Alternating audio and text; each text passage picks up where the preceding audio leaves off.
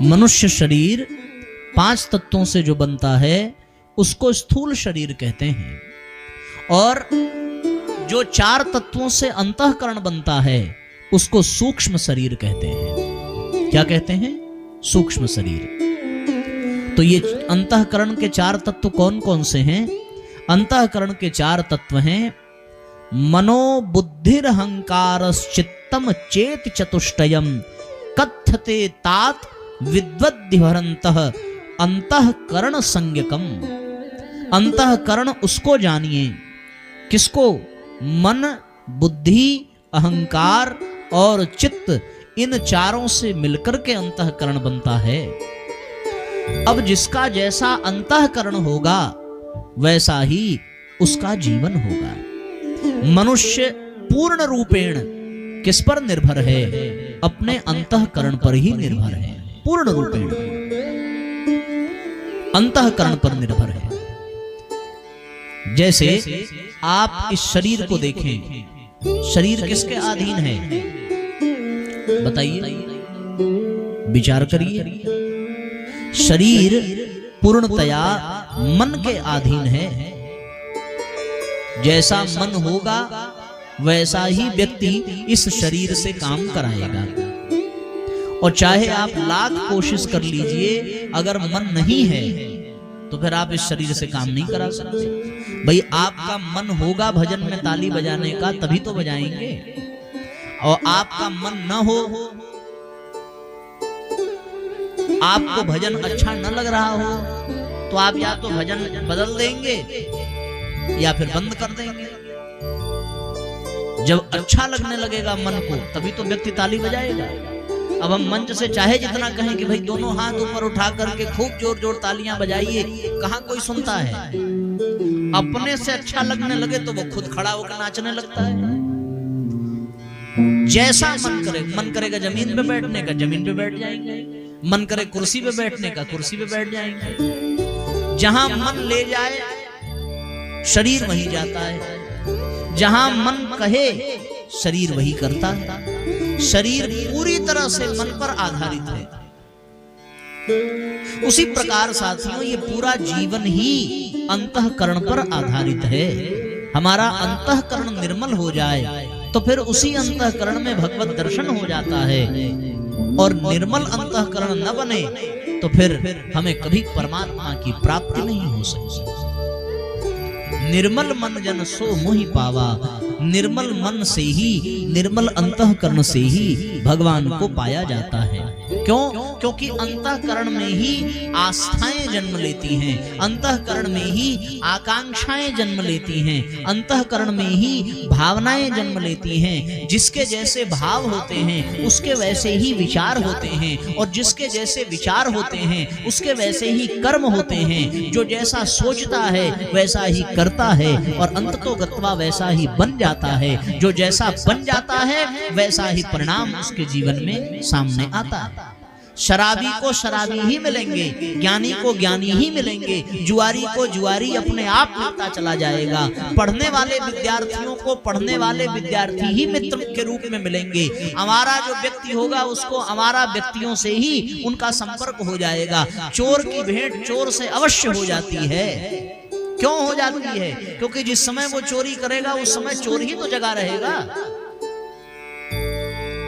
जो जिस स्वभाव का होता है उस स्वभाव में कोई ना कोई उसका साथ देने के लिए जरूर मिल जाता है। जो सत्संग के प्रेमी हैं उनको सत्संगी मिल जाते हैं, जो भगवान के भक्त हैं उनको भगवान के भक्त मिल जाते हैं। जैसा जिसका स्वभाव होता है वैसे लोग उसको मिले चले जाते हैं। कदाचित अपवाद है कि कोई स्वभाव के प्रतिकूल मिल जाए, स्वभाव के कोई विपरीत मिल जाए, ऐसा बहुत कम होता है। परिवार में अलग अलग स्वभाव के लोग होते हैं, सब अलग अलग वृत्तियों के लोग होते हैं, पर जो व्यक्ति बुद्धिमान और समझदार होता है वो अलग अलग स्वभाव वाले व्यक्ति होने के पश्चात भी सबसे तारतम्य और सामंजस्य बिठा लेता है, कोई बीच का रास्ता निकाल लेता है।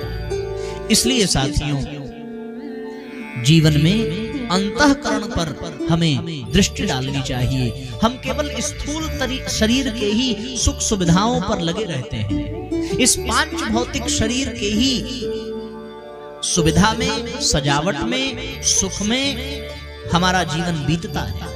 पर इस पांच भौतिक शरीर के भीतर भी एक सूक्ष्म शरीर है। जैसे प्याज के छिलके को निकाल देने के पश्चात एक और छिलका आ जाता है, एक और परत आ जाती है, परत के ऊपर परत जमी हुई है, एक के बाद दूसरी, एक के बाद दूसरी, दूसरी के बाद तीसरी। जिस प्रकार केले के पत्ते को निकाला जाए तो उसके ऊपर एक और परत, उसके ऊपर एक और परत, इस प्रकार से एक बना रहता है। उसी प्रकार ये शरीर, इसके नीचे सूक्ष्म शरीर है, सूक्ष्म शरीर से नीचे कारण शरीर है।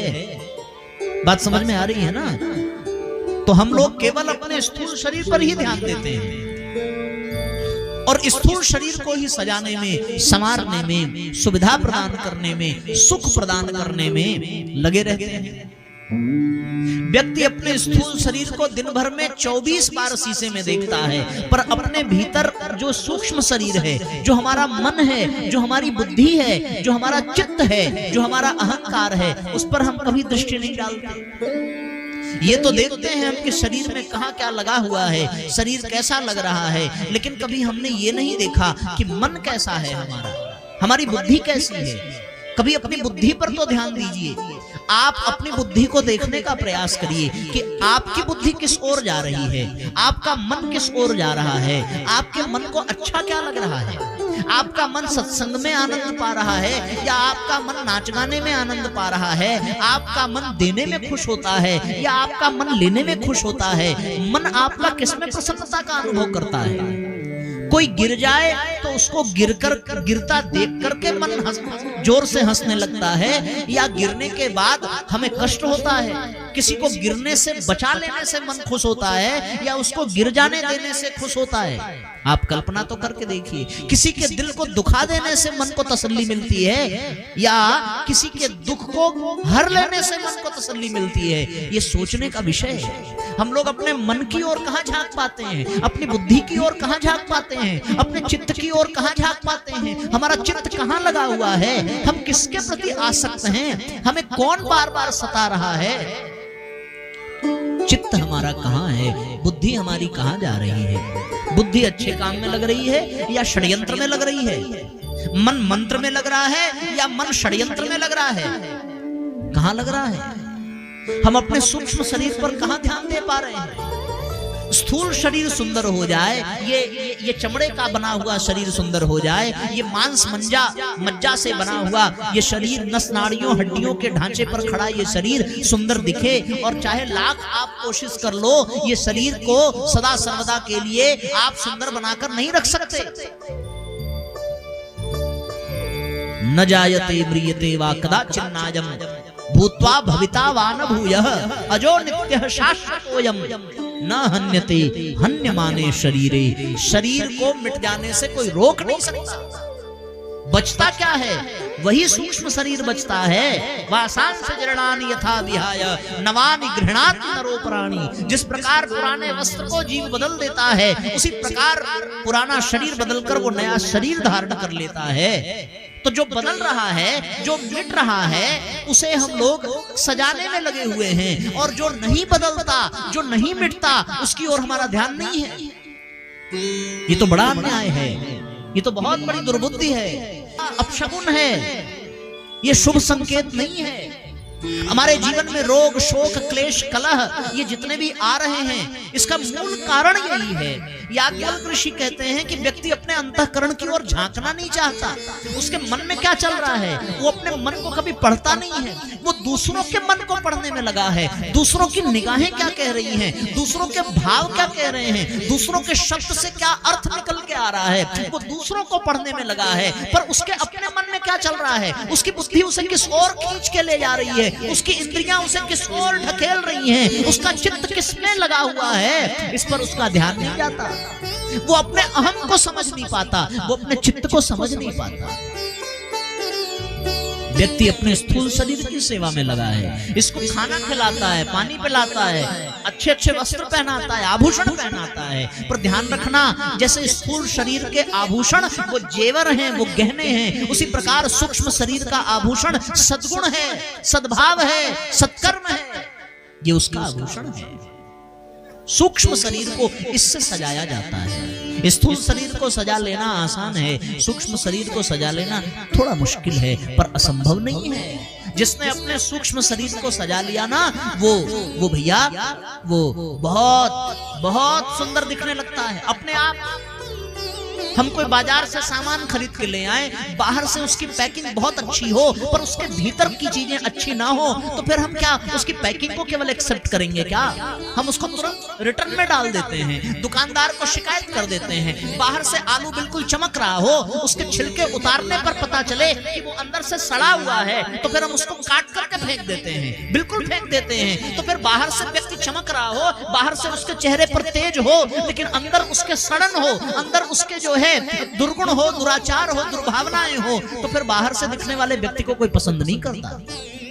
ये जान लेना, बाहर के शरीर को सामर्थ्यवान बनाने का कोई मतलब नहीं है। इसके स्वास्थ्य की रक्षा तो करनी चाहिए। क्यों? क्योंकि शरीर माध्यम खलु धर्म साधनम, शरीर धर्म के साधन के लिए, भजन के लिए ये प्राप्त हुआ है, इसलिए ये स्वस्थ रहे, अच्छी बात है। ये स्वच्छ रहे, स्वस्थ रहे, स्वच्छ रहे, इससे सभ्यता का परिचय हो, ये बहुत आवश्यक है। पर भीतर खोखलापन नहीं होना चाहिए। सामान भीतर से अच्छा हो। तुमने प्याज के छिलके उतारे, ऊपर से बहुत बढ़िया, पर अंदर उसमें सड़न हो, आदमी उठा करके डस्टबिन में डाल देता है, फेंक देता है। होता है कि नहीं होता?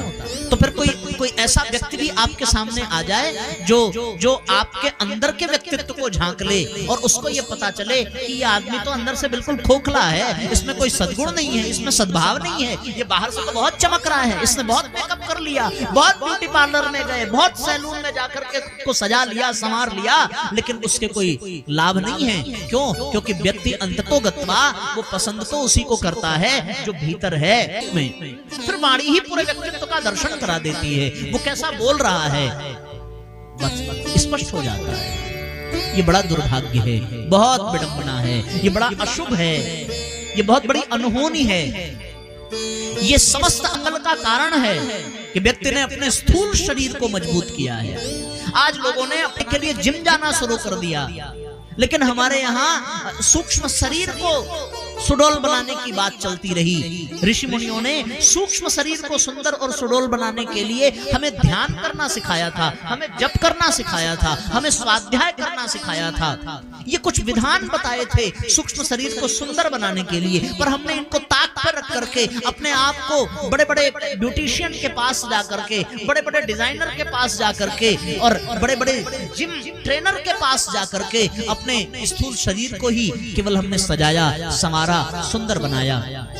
इससे कोई लाभ नहीं है, ये जान लीजिए। क्योंकि आज आप कितनी भी कोशिश कर लें, कभी न कभी तो ये इस पर झुर्रियां पड़ेंगी, कभी न कभी तो बाल सफेद होंगे, कभी न कभी तो आंख कान कमजोर होंगे, कभी तो आज आप तन करके चल रहे हैं, कभी लचक के चलना पड़ेगा, कभी मटक के चलना पड़ेगा, कभी झुक के चलना पड़ेगा। इसके लिए तो तैयार रहना साथियों।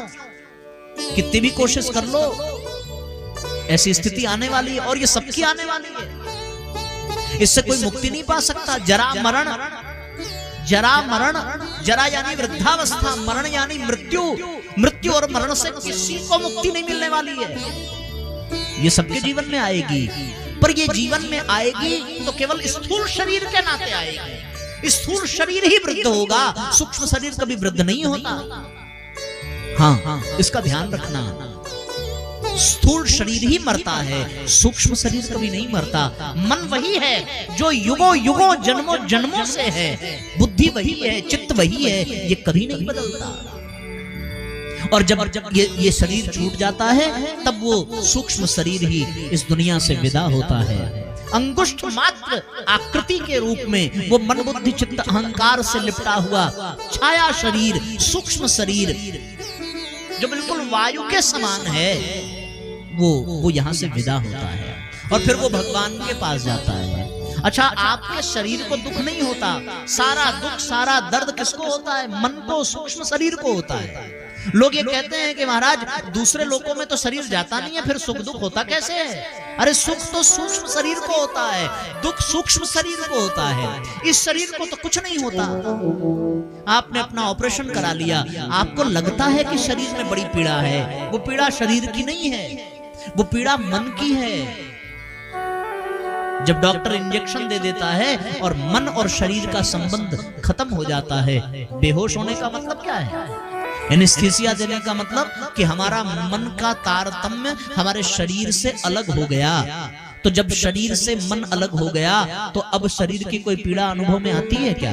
नहीं आती। व्यक्ति जगा है, उसके आंख के सामने ही उसको इंजेक्शन दिया गया, इंजेक्शन लगने तक दर्द हुआ, लेकिन इंजेक्शन के बाद जब उसने शरीर के तंतुओं को बिल्कुल शिथिल कर दिया, मस्तिष्क से उसका संबंध समाप्त हो गया, बुद्धि से वो अलग हो गया, तो फिर उसके सामने ही चीरफाड़ हो रही है, पर उसे कोई एहसास नहीं होता, बिल्कुल नहीं होता। शरीर को पीड़ा ही नहीं है, पीड़ा तो मन को होती है, सुख और दुख मन को होता है। इसीलिए तो भगवान ने गीता में कहा, सुख दुख समय कृत्वा लाभा लाभो जया जयो। ये केवल मन की बातें हैं, मन को ही सुख है, मन को ही दुख है। केवल सूक्ष्म शरीर का ही खेल है बच्चों, केवल और केवल ये सूक्ष्म शरीर की ही कहानी है। हमें इस पे ध्यान देना पड़ेगा। ऋषि मुनियों ने अपने सूक्ष्म शरीर को मजबूत किया था, तो बड़े बड़े पराक्रमी राक्षस उनसे डरते थे, बड़े बड़े वीर राजा उनकी शरण में नंगे पांव जाकर के नतमस्तक हो जाते थे, जिन्होंने अपने सूक्ष्म शरीर को मजबूत कर लिया। जिसका सूक्ष्म शरीर मजबूत हो उसके पास एक ऑरा होता है, एक आभा होती है, एक उसका एक प्रचंड प्रभाव पड़ता है समाज के ऊपर। सूक्ष्म शरीर का मजबूत होना बहुत आवश्यक है। वो आत्मबल से आता है, वो आत्मविश्वास से आता है।